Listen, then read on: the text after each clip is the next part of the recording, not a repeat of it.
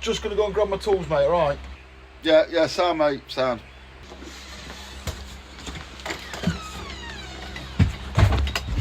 What the fuck is that? I thought you was getting your tools.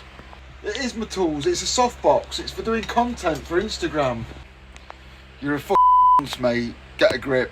Anyhow, yes, I've had to get a softbox out. Not for my own face. As you can see, it's got a light in it. Would never normally have light in it here. I wouldn't normally use lights here. Just do some content. But unfortunately, you can't see in this device very well without light. And if you know anything about lights when you're recording, you'll need to use a softbox. Anyhow, this is a little bit of actual electrical content. So there. So fuck you. It's just a good intro.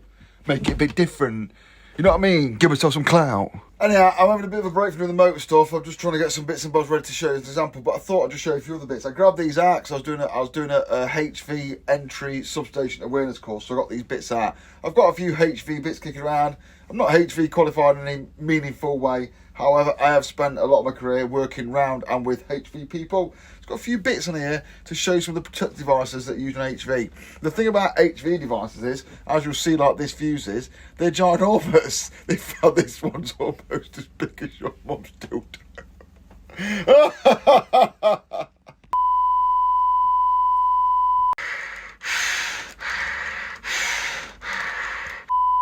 Anyhow, enough of those shenanigans, yeah. Everything HV is just a little bit bigger, a little bit better, and that kind of that. So, and everything is a bit more beautiful as well, like this old relay I'm going to show you in a minute. But before I start with the basics, this is a HV protection relay. They come in loads of different flavours. This one particularly does overcurrent, earth fault, and overcurrent again. I don't know how it works, but I just think they're amazing to look at inside. So I'm going to show you nice and close, which is why I've got the softbox out.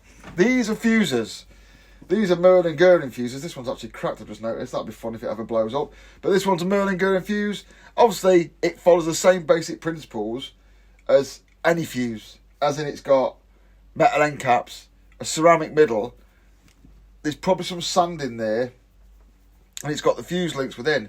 The difference between the HV fuse is this on the end. And it says on there, it says strike pin. And the other thing called a strike pin there, which I want to show you on the next one. So just bear with me. I'll put this one down. The other one's exactly the same, but I've done something so I can show you what is in this end and how it functions. That one, by the way, that is a 10 amp fuse. And it's rated at 17,500 volts. I'd imagine that's 11,000 volt fuse, 11 kV fuse. I think it was at 11 kV gear. But it's a, 10 amps that is. You see the physical size. And this ceramic is thick, although this one is broken. I have to think of a way to make sure that doesn't break anymore, because they're quite hard to get your hands on. So on this one, it's exactly the same thing. This one's rated at 160 amps at 7.2 kV, resting a 6.6 kV one. I got these out of some random switchgear in a cement factory when I decommissioned it, made it redundant. Exactly the same thing as a normal fuse. Metal end caps making contact, ceramic middle, full of sand, full of fuse links. Yeah. The difference between the HV things is this on. So underneath, as I've done on there, look, I've removed this off, and it says strike pin. And what happens is, there's a pin in there. I believe that pin comes out about 1 or 2 inches. So when the fuse starts to physically overload, or there's some sort of short circuit and the fuse operates, as well as just melting the links within, what happens is, that pin is ejected via, I think there's like a small charge in here. I don't even know if I should have this, someone let me know. It's got a small charge that just expands or explodes or whatever and forces that pin out. And often on the engine level arrangement like this, so there'll be something that grabs onto the fuse like that, and there'll be a lever here, like my finger is there. When that explodes, it pushes the lever up, and the lever actuates the switchgear, so that, say this is a fuse for a contactor, or it's feeding some other equipment or this protection relays, the action of that pin striking and moving that physical pin that's in the end actuates, normally through a mechanical actuation, the switchgear to open and stop working, so that whatever's being quenched in here by the fuse is also quenched by the fact that the isolation has taken place of the equipment. Yeah, so that's fuses. What more do you want me to say? Fuses are the same whether it's a plug top fuse up to an HV fuse, apart from the fact you've got this striking thing in, which is just another way of mechanically actuating something to make it stop. They're pretty much the same thing. Fuse is a fuse, it's just comedy big, yeah? Other than that, there's no else going off. However, these beasts have always amazed me, which is why I've saved these ones out some switchgear I took out years ago. This is on YouTube, I'll overlay where this came from now. This is out some switchgear made by a company in Manchester in the 1940s and 50s. And I've rescued this. I'm not sure if it's a 1940s and 50s original, but this is the actual piece of kit that was doing the protection within that bit of kit when I removed it. And I saved it. I'll show you some close-ups now and show you a few interesting things about how it works, how it functions, and roughly what it does, even though I don't really actually know myself. And I'm by no means, in fact, I'm not in any way a HV protection expert. I'm lying. This is the protection relay I've got of the 1954 gear. It's old looking and that. I maybe look at this one another day. I'm not looking at this one today because it's actually harder to get inside it. To get these things out, you have to fanny around a little bit. So I'm going to look at this one just because it's better for the camera work. This one is from around the 1950s. This one over here that's on the table, I think is from the 1970s or maybe 80s, because I just noticed on the back that it says the terminals and mounting details on this are all metric. So what we'll do is we'll start a little bit around the back and we'll explain how, when you're protecting high voltages, you get your currents and your voltages in something like this, because I'm sure you can agree, I don't think you want high voltage flowing around in there at all. This is the problem as you're dealing with high voltage. There's a bit of HV cable. You notice it doesn't look any different to a bit of LV cable. It's a bit of HV triplex. However, what you will notice is that the insulation is incredibly thick, because the insulation has to insulate against more voltage. It's got to stop a much higher voltage escaping out of this conductor and getting outside the cable. Therefore, the insulation's a lot thicker. As you can see, it takes about a quarter of the overall conductor size. Whereas on an LV bit of cable, which I haven't picked up, I'll go and get that now. Yeah, so if I put that next to a piece of not dissimilar sized LV cable, I think they're both about 95s, I'd say. I'm not too sure though. You'll see that the insulation is absolutely loads thinner. So that is a piece of LV aluminium cable in triangle form, 3-phase. I reckon that's a 95, but I reckon that's 95 mil as well. Some HV type will tell me if I'm right or wrong. But yeah, look how much thinner the insulation is, because it hasn't got to protect. It hasn't got to keep in the insulation. It ain't got to insulate as much. This one's got to insulate more, so the insulation is more. And this one's got to insulate less, so the insulation is less. That makes sense. The question is, how do you get your voltage, which you need to do measurements, and your current, which you need to do measurements, into a device like this that sits there being exposed to everyone at these ridiculous voltages, which could be, I don't know, 3.3 kV, 6 kV, 11,000 volts is the favourite flavour that distribute round the UK on. So we've got to have some way of getting this dangerous voltage into this so it can function, and we do that with a thing called, so what you do is you need to get a value into here that's your voltage and your current, and what we do is use a thing called VTs and CTs, voltage transformers and current transformers. What they basically do is, in much the same way that anyone knows a transformer works, it can transform one voltage to another, they'll run the 11,000 volts through a proportional transformer known as a VT. That normally brings 11,000 volts down to 110 volts. I'm guessing that's a 100 ratio. That's pretty much how I understand it. Don't take that for granted. And then they'll take the current for a current transformer, which will reduce, I don't know, whatever it is in current, whatever the current is, into a reasonable current they can use. And then they'll be able to get into this equipment. So it's all done with transformers and current transformers, VTs and CTs, whatever look. Then in the back, you can pretty much use normal size cable to get yourself into these terminals that are provided in this particular case, because this is a modular device, and I'll show you why. Because yeah, if you're having a major HV disaster, you need to be able to swap equipment out quick. So there's no point coming down here and undoing all these terminals and swapping a device, like you might swap an MCB, something like that. That is just not going to cut it. So these devices have always amazed me, because inside they are extremely intricate. I don't think they're like this much anymore. These are certainly still kicking around on the network, but they would have been replaced by electronic things. A thing called CPAM is the most popular. It's on YouTube. I'll put a picture up here now. You see a lot of them kicking around, or you're doing my experience of HV. However, this one, if something was to break in this magnificent piece of watchmaking, and to show you better, you pull out these two little things here, and you pull out these two little things here, and that will enable you to just tease this out, I hope. There we go. And you can tease that. So this modular bit, it's like a cartridge on a computer. I mean, even that's a dated analogy, isn't it? A cartridge on a computer. And now I'll be able to tease that entire assembly out of that module, like that. Yeah, that bit will then stay in the panel. You could then take this bit away to repair it or maintain it or oil it or whatever you've got to do to it. Or you could just swap it out for a replacement that's set up the same, and you could place it back in. It's done by a lot of contacts on the top. Look, there's a series of copper contacts there. And within it, you'll see there's a series of copper contacts in there. A little bit of a wiring diagram and all this information, but not really bothered about the back case. I'm bothered about this front bit. So let's bring this in so we can show you a little bit of how this works and the intricacies in this. These always amaze me by how intricate they are and how many moving parts there are, and how brutally simple they are. They're very much like watches, but like a decent quality watch. Let's bring you in. So it all operates around this disc. You'll see this disc here is a movable disc. Well, it's not quite free to move. It's got a few things happening to it, but it all operates around this disc. And you'll see just there, look, there's a set of magnetic coils, I believe, that are to drag this disc round. If I flip it round onto the other side, you'll see that a couple of these wires end up going to this magnetic coil here, and they act upon that disc. And also underneath, yeah, there's some pins that go to the front. So that this magnetic coil assembly here is what makes the disc turn. Down here on this peg, let me stop and show you that.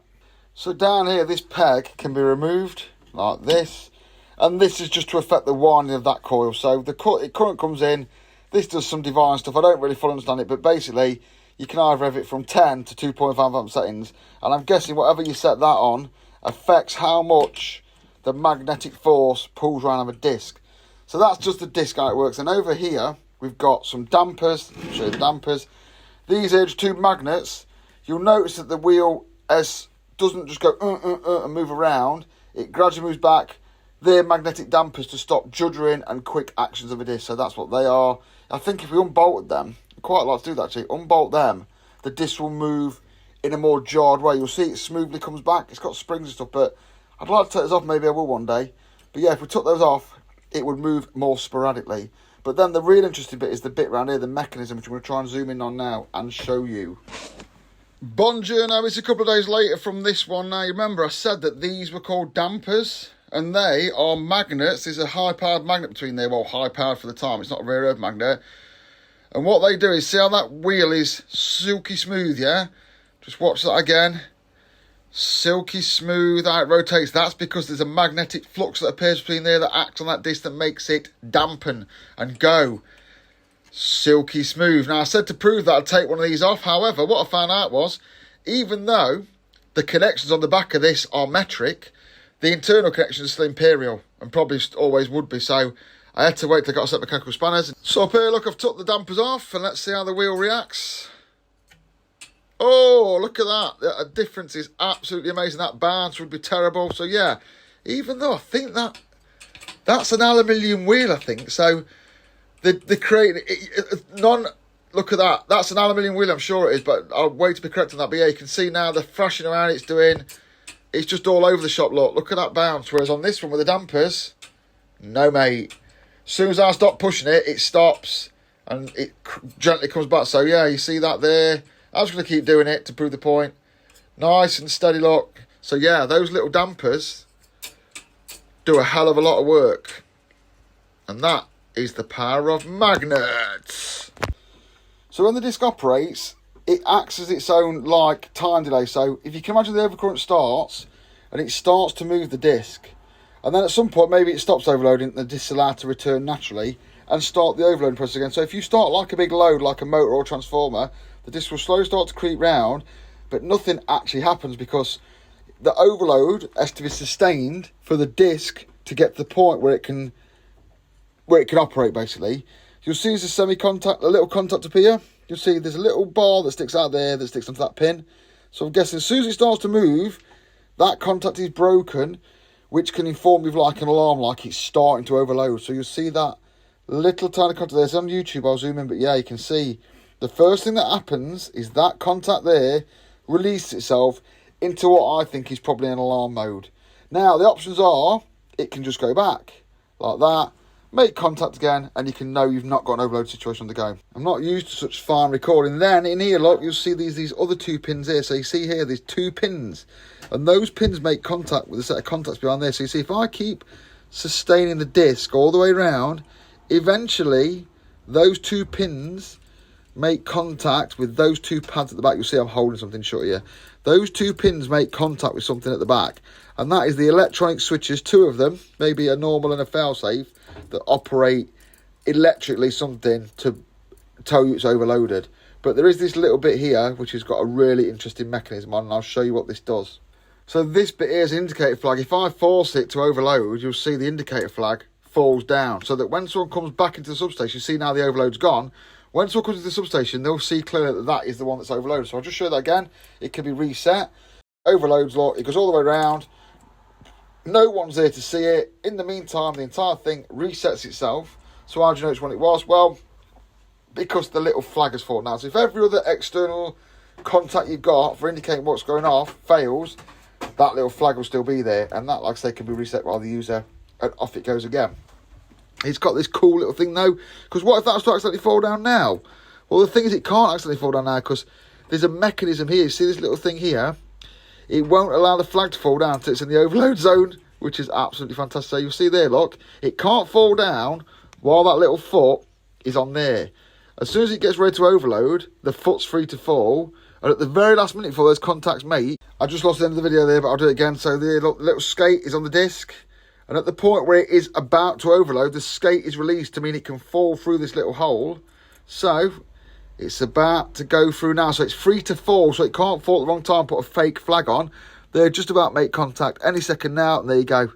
It's dropped down. And then you'll see it is fully overloaded there. And then as it releases, it picks the skate back up and goes back round.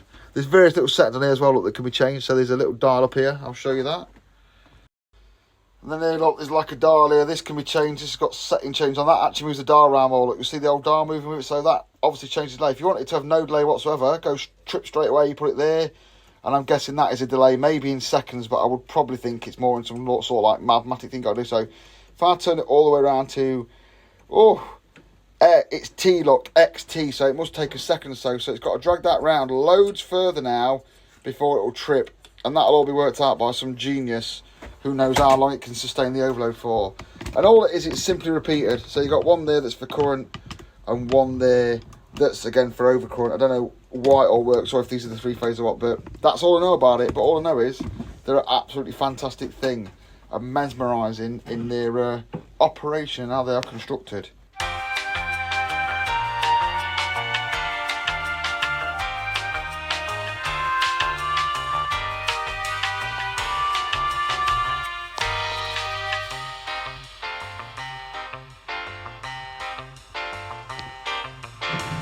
Just for B-roll, innit, but I'll let you have a look around. Made by English Electric. That is as good as the day it left the factory. That I know it's been stored in a room for years. That's where I got it from. And even the older ones I've got, they're just fantastic. Look, even the cables all sound. They're just no rust, no knackered. They're just fantastic things, very well made. And all, well, electromechanical, but there's far more mechanical parts on the electrical. There's just a couple of contacts there and that's it. So yeah, that is a HV overload protection relay from about the 1970s for you to nose over. There you go, that's it. That's all I've got for you. That's about all I know. All I know is how beautiful they look, how excellent the mechanics are and how freely they move in that. And the only reason I've got this one to play with is because I rescued it. This was in some switchgears being thrown away and I saved this one. This is the more modern one I've got. I've got a couple on the set behind me in that one I showed you earlier. I might show them in a future video. They were all recovered from 1954 switchgear. They're going to put up here because I just couldn't bear to see it thrown away. Even if someone wants to just clean one and put on the mantelpiece as something nice to look at, I couldn't bear to see engineering, intricate engineering like this thrown away. Look at all the little bits in there. I mean, this one contains some plastic, but all that plastic was still made for this. No other purpose on a very, very short run. Alright, a lot of them would have been made, but not as much as maybe, I don't know, Coke cans. So it's just always interesting to see. They've always got a bit of weight to them. They are like rocking or shit. You'll be very lucky to get your hands on one unless you're actually ripping a substation out. On the day I did this one, know what to pull from. So yeah, that is a HV protection relay. A little bit on the end, someone's asked me a question, yeah. Someone says, that one says overcurrent. It's got a little red label on, just the red phase. That one's got overcurrent on. It's got a blue label on, so it does the blue phase. And that one, it's got a green label on, so it does the earth fault, But people have said, hang on a minute, ain't there three phases? Why are you only protecting two phases and an earth fault? Well, let's show you. It's a very low-level explanation of that is, and why that is, yeah. In a delta, which is when you've just got three phases, so a delta transformer says it's 11,000 volts, says it's 33,000 volts, the load in each leg of the delta is equal. So you have one CT on one phase, which gives you the value, which should be the same in all three phases. But then they use another CT just to confirm there's no imbalance. And then they use an overall CT for the earth fault current. If Something goes wrong in this one, it'll create an imbalance in these two and it'll trip. Then you save one CT, one bit of cabling and one protection relay, which over a massive system like the whole UK energy network saves you a huge amount of copper, CTs and other bumps that you just don't need.